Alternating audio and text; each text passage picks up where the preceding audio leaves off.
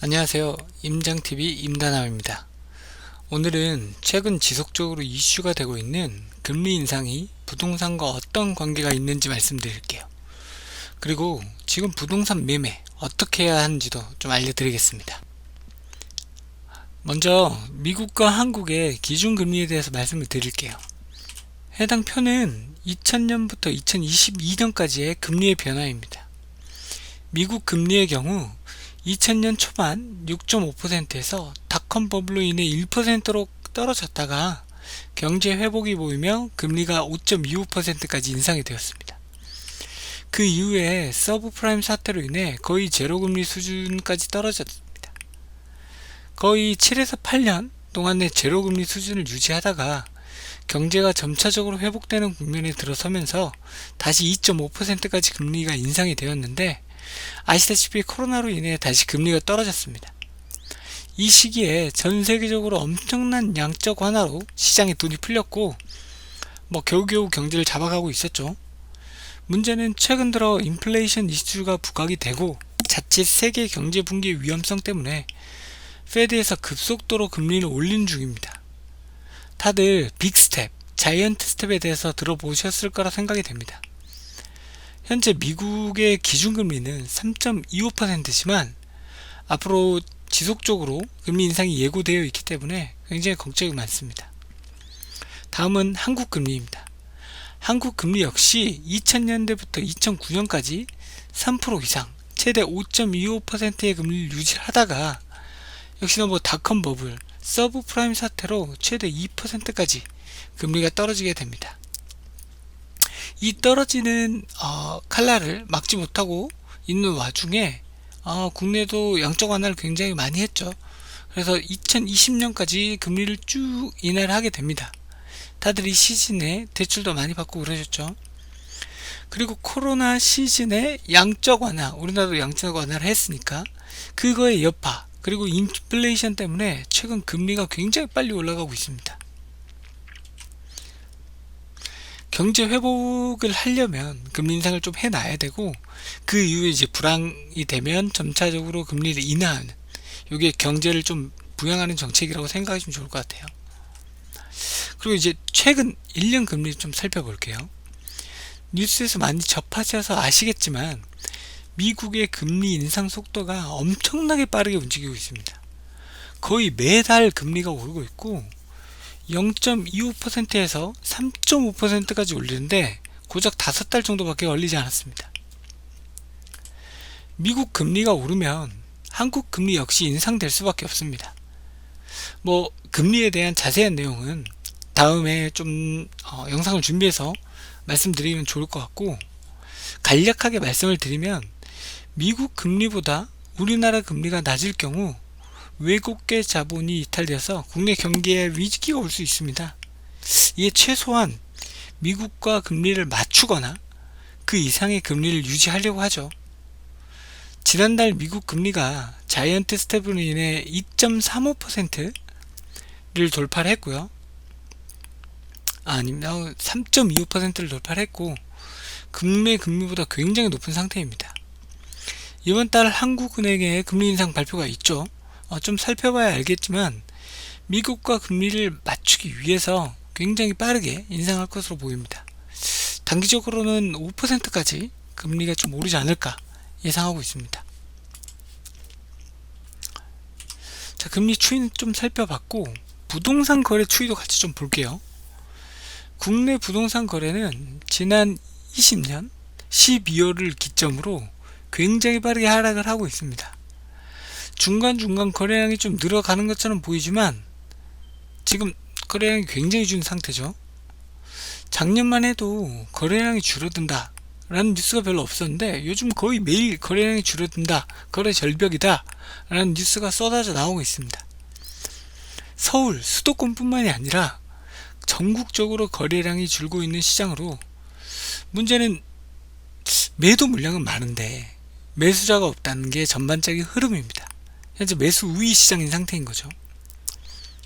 근데 이게 진짜로 금리 인상 때문에 이런 사태가 벌어지고 있는지 과거 데이터를 보면서 좀 확인해 보겠습니다. 한국의 기준금리와 주택 매매 가격 동향을 2000년부터 좀 살펴봤습니다. 2000년 초반부터 2024년까지 금리가 조금 인하되는 상태에 부동산 가격도 같이 좀 하락을 합니다. 그리고 금리가 다시 상승세로 진입을 하자 부동산 가격 역시 상승하는 추세로 전환이 되었습니다. 기준금리가 2007년을 기점으로 2009년, 더 멀리는 2020년까지 장기적으로 좀 하락 추세를 보이자 부동산 매매 가격도 역시 장기적인 하락을 유지했습니다. 2019년 코로나와 함께 양적 완화로 시중에 상당한 돈이 풀리자 이 많은 돈이 부동산으로 몰리기 시작했고 부동산 가격이 폭등을 시작했습니다. 2020년부터 시장 위기에 대응하기 위해서 금리가 조금씩 올라가기 시작을 했고요. 금리는 오르고 내리고 쭉 흐름을 반복을 하고 있습니다. 근데 전반적으로 지금 조금씩 내려오는 상태였죠. 부동산 거래도 마찬가지입니다. 부동산 매매도 마찬가지입니다. 지속적으로 오르고 내리고 반복을 하지만 좀 저점을 이렇게 갱신하고 있는 중에 굉장히 얼마 전 크게 상승을 했죠. 말씀드린 코로나 때문에. 좀 지난 흐름을 좀 살펴보면 금리가 인상이 되면 부동산 매매 가격도 좀 올라가는 추세로 보였는데 지금은 금리가 상승되는데 매매 가격은 떨어지는 현상이 나타납니다. 뭐 두 가지 정도로 확인을 해볼 수 있을 것 같아요. 첫째는 부동산 가격이 대출 이자를 감당을 하면서 매매할 만큼 상승 매력이 없다. 뭐 두 번째는 부동산 가격이 현재 고점으로 상투를 잡지 않겠다. 이 정도로 보여집니다. 그러면 현 시점에 금리는 오르고 부동산 거래량이 줄고 있는데 그리고 시장이 급급매 계속 나오는 중이죠. 주택 지금 사야 될까요 말아야 될까요? 아니면 그냥 좀 지켜봐야 될까요? 무조건 사야 한다 팔아야 한다 라는 답은 없다는 거 다들 알고 계시겠죠? 그래 보다 좀 현실적인 내용을 좀 준비해 봤습니다. 보시는 표는 금리 인상에 따른 대출 금액 및 이자를 좀 정리했습니다. LTV 60, DTI, DSR을 40%로 가정을 했고 연소득 6천만원을 기준으로 산정을 했습니다. 지금 서울 아파트 평균 매매 가격이 12억 7천만원 정도고 전세 가격이 6억 7천만원 정도로 2022년 4월 기준으로 정리가 되어 있습니다. 근데 뭐 사실 LTV 대출 때문에 LTV 대출이 9억 미만으로 좀 진행이 되기 때문에 일단은 7억에서 9억을 기준으로 정리한 점 참고 부탁드리고요. 주택 가격이 7억 기준으로 최대 대출 가능 금액은 4억 2천입니다. 즉 내가 2억 8천은 갖고 있어야 해당 대출도 가능하다라는 얘기겠죠. 자, 4억 2천을 대출을 받았다는 가정 하에 연소득 6천에 DTI 40을 적용을 하면 연간 대출 상환의 맥스가 2,400만원입니다. 이를 금리별로 좀 분리해서 살펴보겠습니다. 금리가 1.5%일 때는 약 23년간 대출금을 갚아 나가야 합니다. 2.5일 때는 약 21년, 3.5일 때는 45년 동안의 돈을 갚아 나가야 합니다. 다른 대출이 없을 때 이런 상황이고, 다른 대출이 있다면 사실 이보다 좀 더 길어지거나 혹은 좀 상환되는 비율, 매달 갚아야 되는 돈이 좀 세겠죠. 금리가 근데 만일 4.5%다. 이제 사실 거의 못 갚는다고 봐야 됩니다. 82년 동안 대출을 해주지도 않을 뿐더러 4억을 빌리는데 이자만 7억 7천입니다. 매달 매년 이자만 납입해도 숨도 못 쉴 지경이죠.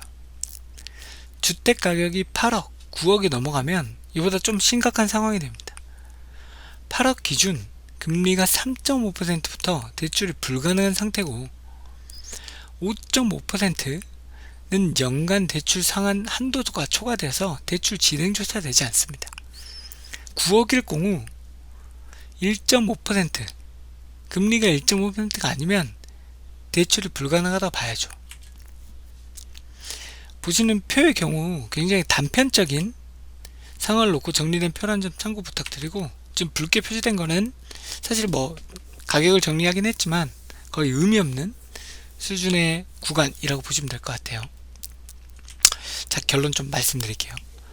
주택 가격이 7억 기준, 금리가 2.5%일 때 연간 이자를 생각해서 주택 가격이 매년 1,500만원 정도 올라주면 거의 본전입니다. 왜냐면 저희 이제 세금도 내야 되고 이익한 거 팔아야 되고 하는 중간에 뭐 돈들이 있으니까 거의 본전 구간이고, 주택 가격이 2천만원이 넘나면 이제 슬슬 이 구간에 진입했다 라고 봐야 될 것 같습니다. 물론 이제 세금이나 뭐 복비나 다양한 것들도 조금 더 고려를 해야겠죠. 반면 주택 가격이 하락한다 이러면 어떻게 해야 될까요? 제 생각은 이렇습니다. 현재 다주택자들 뭐 몇 개 놔두고 정리하는 게 좋겠죠. 그럼 1주택자들은 사실 투자 개념으로 1주택자가 아니라면, 자기가 진짜로 실거주 1주택이라면 일단 보유를 하셔야 됩니다. 이 가격에 떨어지는 거 조금 팔기 좀 아깝겠죠. 근데 저 같으면 팝니다. 저도 뭐 실질적으로 팔고 있고, 왜냐면 뭐 앞으로 더 떨어질 거니까. 무주택자들 대기하셔야죠. 지금 매일매일 가격이 떨어지는 중인데 굳이 뭐 지금 오늘 당장 혹은 이번 달 당장 주택을 매매할 이유는 좀 없을 것 같습니다. 자, 그렇다면 이게 정말로 재미로 보는 가격 예측인데, 지금까지의 흐름상 부동산 가격이 하락을 하면 지난 저점까지 떨어지는 경향을 보고 있습니다. 사실 지난 저점이 더 저점이죠. 2000년, 2003년 때도 그랬고, 2006년에 하락한 부동산 가격도 전저점보다 더 떨어졌습니다. 물론 그 이후 2016년까지도 마찬가지입니다. 그럼 이번에 과연 어디 수준까지 떨어질 것이냐? 제 개인적으로는 2017년 혹은 좀 과하게 보면 2016년까지의 가격이 떨어지지 않을까 예상을 하고 있습니다. 뭐 아직 뭐 정답도 아니고 시장 흐름을 더 봐야 하지만 한번 좀 지켜보시면서 가격 어떻게 되는지 보시죠. 이상입니다.